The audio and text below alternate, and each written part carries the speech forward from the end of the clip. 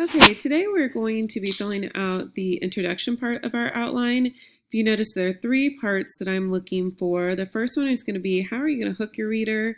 Remember that asking the reader a question is not an option. In a formal essay, you wouldn't address your reader.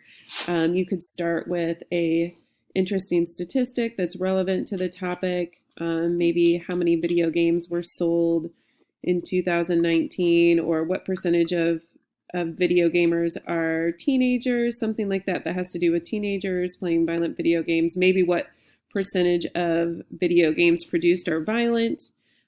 Just grab the reader's attention. You could also start with an antidote, which is a story that brings the topic to light.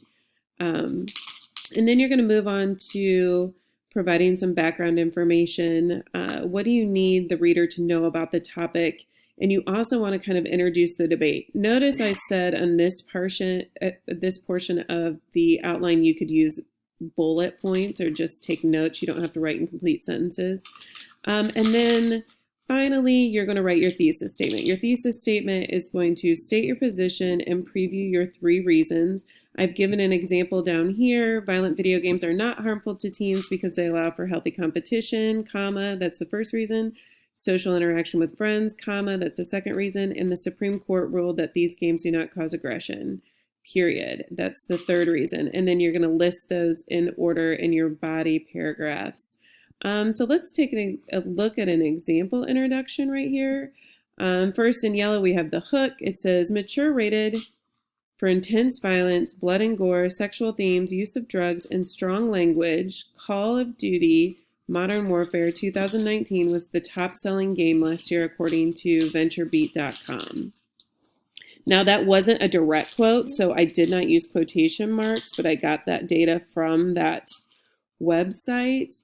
And I would also cite that website, that article that I got that data in my Works Cited page. Also, then I'm going to give the reader some background information about the topic.